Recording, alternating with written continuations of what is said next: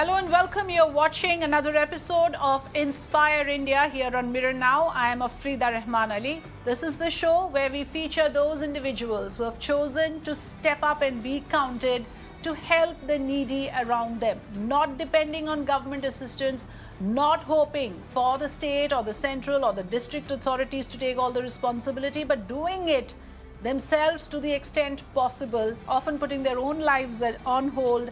So this is translating, viewers, in real terms and plugging those loopholes and bridging those gaps that the system leaves behind. It's a huge contribution that a regular Indian citizen is doing, often networking, of course, with other team members, but one step at a time, and a big network has developed. Those are the stories we feature here on Inspire India. It would never be possible for a country like ours, in our size and population, to actually emerge out of any crisis if it was not for those helping hands. Whether it's any rescue operation where you see the local residents pitching in with the rescue teams and NDRF, this is a similar situation in the pandemic. You have people pitching in with their efforts, with their humble efforts that often go a very long way. And therefore, we have with us two guests this afternoon. Mujtaba Maskari from Hyderabad joining us this afternoon. Also, Deepak Soni from Thane. Welcome, Mr. Mustapha and Deepak. Thank you so much for joining us on Inspire India. We are eager to hear your stories. So I will begin with you, Mr. Mujtaba Maskari, and your foundation is called Helping Hand Foundation. I've heard that it's doing tremendous amount of work on ground in Hyderabad and in Telangana. We'll go to that, but I want to begin with your story because I think it's a very interesting timeline or sequence of events, if you can share with us, because you were working with Infosys, you were successful in your profession, you were into a lucrative profession. What made you delve into this area? And today, I believe, you are somewhat like a full-time philanthropist. Yeah, that's right. Firstly, I worked in, before I started Helping Hand Foundation, I was working with Infosys Technologies at Hyderabad for a very long time, about 15 years. It's in 2007 that I got this idea of starting some charity on my own and helping out people. I was inspired by the forces, and I wanted to do my bit. I started working in my brother's office on the weekends and meeting people, where I came across many people who wanted to, get assistance and help in the healthcare and medical emergencies. So that's how I started. And I was one of the first to pioneer the concept of crowdfunding. Each emergency which used to approach us for, meeting the hospital expenses, we used to circulate emails to the IT fraternity within Infosys, and then on to other companies like Microsoft, GE, Oracle. And in a very short span, we built a wide network of virtual donors. So that was the first step of crowdfunding, and from there the growth was exponential until I quit in 2014 for full-time work in social sector.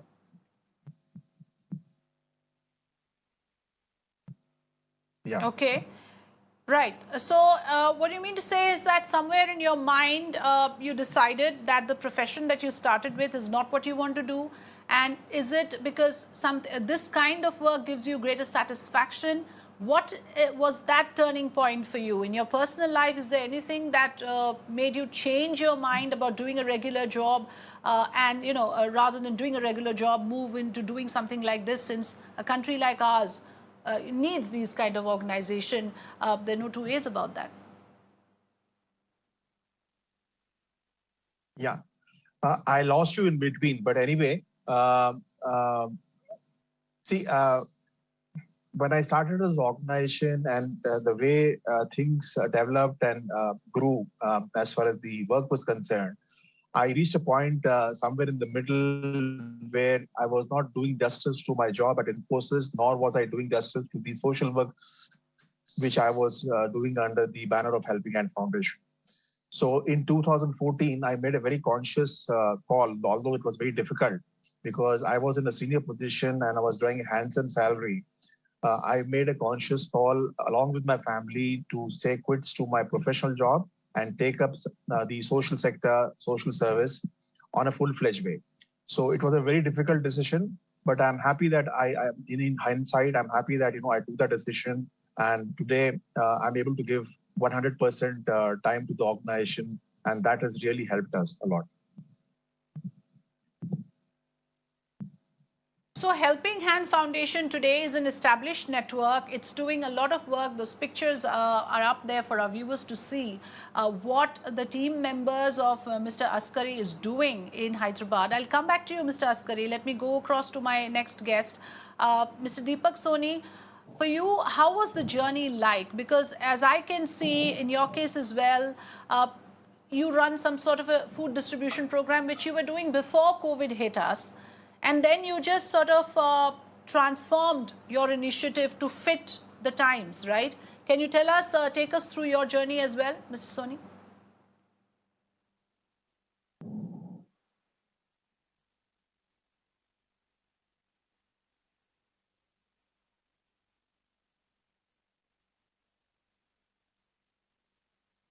Okay, I'm not able to connect to Deepak Soni. Coming back to you, Mr. Askari, the area that you work in, how do you identify or how do people get in touch with you, or is there any process, any streamlining process for you? Because I'm asking this question simply because in a country like ours, the numbers are huge, and I imagine the number of people who need the kind of assistance that you have to offer will also be very large.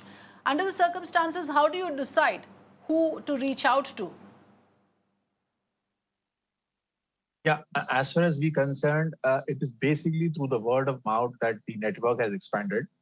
So a lot of people in Hyderabad, especially in the weaker sections, are aware that there is an organization who helps the downtrodden, underprivileged, weaker sections in the medical emergencies.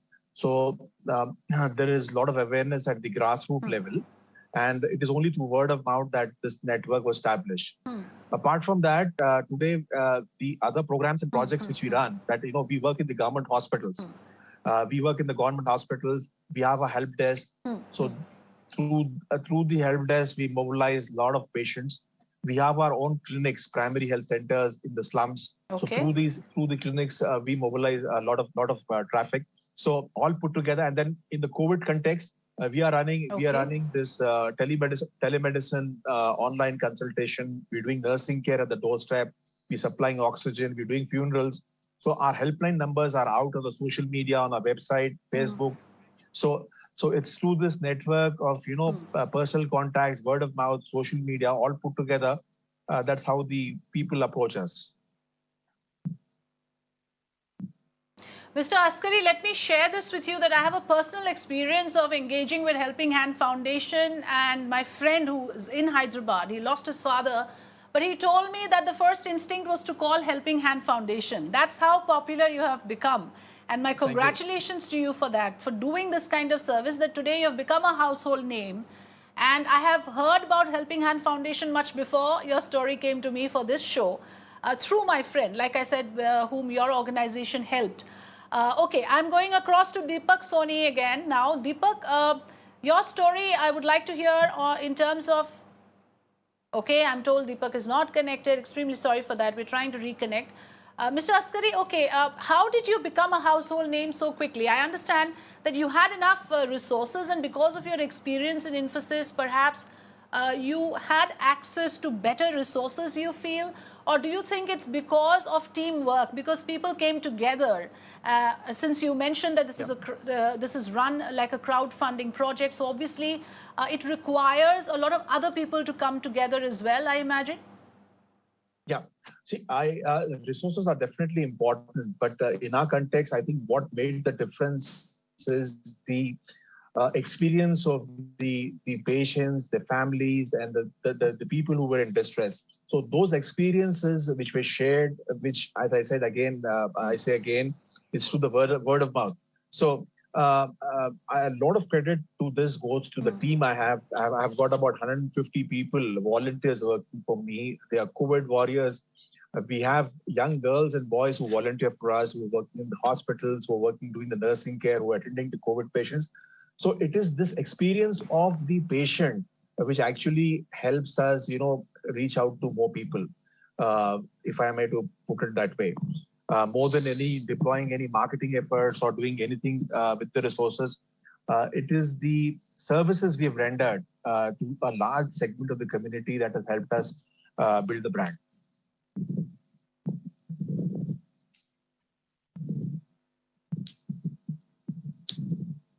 Okay. Yes. All right. Finally, let me try to connect to Deepak again. Mr. Deepak, Soni, if you can hear me. I was asking about your journey as well, because you mentioned to me when we were talking before the show that you observed children scrambling for food, manual scavengers. Let's begin from there. What was that turning point for you that made you take this initiative? It's a food distribution program that's running in Thane, Raigarh and Palghar, I think. Tell us more about your initiative, Mr. Soni. Yes, so good afternoon and thank you for having us here. Annada has always been working around the cause of hunger and malnutrition, especially around the children. Before COVID, we were feeding close to 30,000 kids, especially in Thane, Raigarh and Palghar. And what we realize on the ground that, especially when we talk about the tribal communities and kids of the migrant families, etc., my personal opinion is almost 60% of them are malnourished, and no nutrition is made available to them. And especially what happened during these lockdown-like situations, the parents who had that means of getting some food to the kids and the family, that means of livelihood have stopped. Yes. Now, because of that, already the situation on the ground was bad, and because of the loss of livelihood, now that the situation of hunger and malnutrition, especially in these areas which are back and beyond. So Mumbai is a very different story. If you go out like 100 kilometers out of Mumbai, especially in areas of Palghar, Raigarh, etc. While we don't hear much about them, but the situation there is really bad. There's a lot of fear on the ground. It's more than the disease, it's the loss of livelihood, which people are sad and depressed about. So what we made sure is that while we tried doing something here in Mumbai, we also went to these tribal areas and made sure that we are reaching out to as many families as possible in these distributed and difficult geographies where usually people don't go.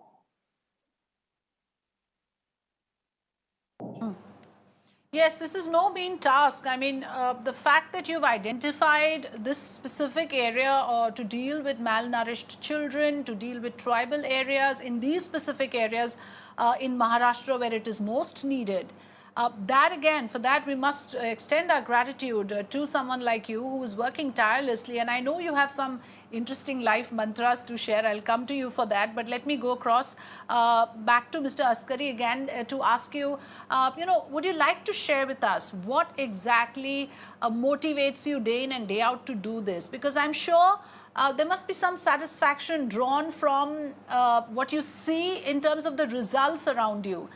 Does that bolster your confidence? Does that motivate you to do more? And are you in any way planning to expand beyond Hyderabad and Telangana? Yeah, as you rightly said, it is the patient's satisfaction, the smile which we see on the face, the gratification we see at the end of the services we render. That is the single most motivating factor as far as I'm concerned. And as far as our plans for expansion are concerned, presently we are overwhelmed with the COVID situation. So there are no immediate plans to go beyond Hyderabad and Telangana at the moment, because this model is very person-centric.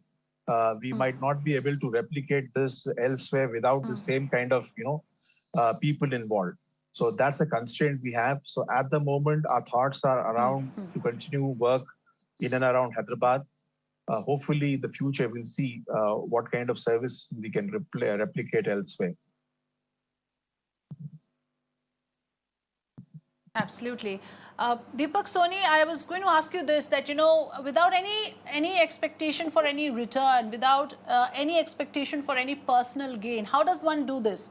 Because as a news channel, we are reporting about, people trying to hoard, people are trying to make a quick buck, people are overcharging, exploiting the situation. And then there is someone like you who, selflessly doing this. So share with us your mantras, your principles in life, why someone like Deepak Soni does this in his real life. So great point. I think the times have changed. Most of us are now wanting to work towards our purpose of life, right? So two of the principles which I am personally influenced by is, one is there is no limit to what an individual can actually achieve, as far as he or she doesn't bother about who's getting the credit. So as far as if you let go, and if there is a selflessness attitude, so there's no limit, right? So at Annada also we participate with a lot of ground NGOs, ground volunteers, etc. And many a times, like for example, if we have a distribution to be done, so all the work we are doing, but we then give it to the ground people, especially if there are partner NGOs, and we don't even ask for that if we need a name, etc. for in return. So that's one thing, that do not bother about who takes the credit. Keep doing great work, and as they say, you may be delayed but not denied. And the size of the problem is so big that we all need to really keep on working. The another thing is, they say when differences are small, small makes the difference. So how do we make sure that the small elements of help and support we keep on bringing? And we all do our small bits. So it's not about that one person has to go and do something big. If we all come together and start putting our small efforts together, I am sure and challenge any big can be really addressed. May take time, but we can move some needles for sure. Yes. I would put it another way, what you said about when differences are small, small makes the difference. I would also say sometimes a small change can make a big difference. You may think it is small, but in the overall picture, it is making a big difference. Every step of this nature, every initiative of this nature is making a big difference. And therefore, we feature individuals like yourself on Inspire India to inspire India and show that these are the individuals who are holding our country together in many ways. Mr. Askari, any such mantra that you would like to share with us, from your daily experience of interacting with people, something that you have learned along the way? The thing is that the present situation is so challenging. Especially the second wave, what we are seeing, that a lot of people need help. A lot of people need philanthropists. They need social workers. They need a lot of people need moral support. So the more the volunteers, the more the selfless work, especially in the context that so much of being is being hoarded. There's black marketing happening. So this acts like an antidote. And I hope that, through programs like this, people get inspired and we have more people coming forward to actually contribute to, building the society. Yes. Because, what Helping Hand Foundation is doing is extensive work. And you have laid it out very well for us earlier also when you say these kind of help desks, the telemedicine services, the nursing care at doorsteps, the funerals that you are conducting. Would you share with us, how is it that you have to, on the behalf of families, having to conduct the last rites? For how many of those have you done? And what has been that experience like? Yeah, see, in the COVID context, in the last 15 months, there have been a lot of deaths happening. There was a lull in between, but in the second wave, the situation is pretty bad. A lot of people call us not only from within the city, but we also get calls from abroad. Children whose parents are here, families who've lost their near and dear from, who are in US, Middle East, Australia, so all around we get calls. It's not only us, but there are a lot of other voluntary organizations who are doing this funeral services. So what we do is basically We organize our ambulances to pick up bodies. Our volunteers, in fact, get involved in the mortuary in releasing bodies at some of the government hospitals. We facilitate that process. Our drivers pick up those bodies and take it to the graveyards.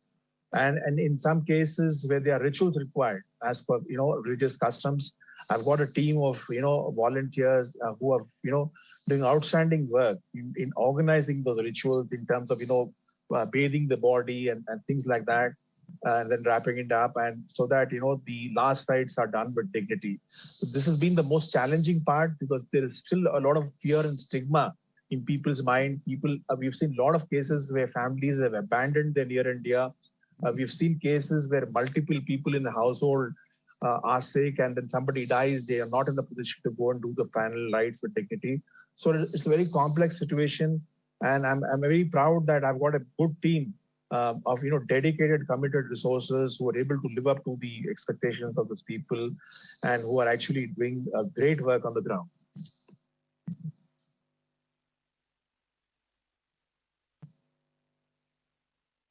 नहीं लेना है.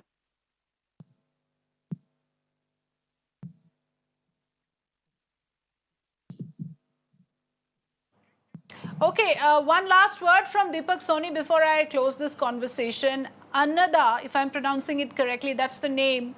What does it mean? How did you come across this word, and what is the message from this name? So there's an interesting story around Annada. So Annada is basically a Sanskrit verb which means giving food, and it's an acronym which stands for Association for Nutrition and Development Action. So we are all about food and nutrition. So we wanted to create write more meaningful name around it. And when the team was sitting around, and one of the team members' mother is a Sanskrit teacher, and we went to her and she said that, okay, why if it is about giving food, Sanskrit it's called another, giving food, and that's where we picked up this, and then the story started. Right. Okay, that's a very interesting story indeed. In fact, we really enjoyed hearing your experiences, Mr. Deepak Soni and Mustapha Askari. Thank you so much for joining us on Inspire India today. Thank you so much. Thank you.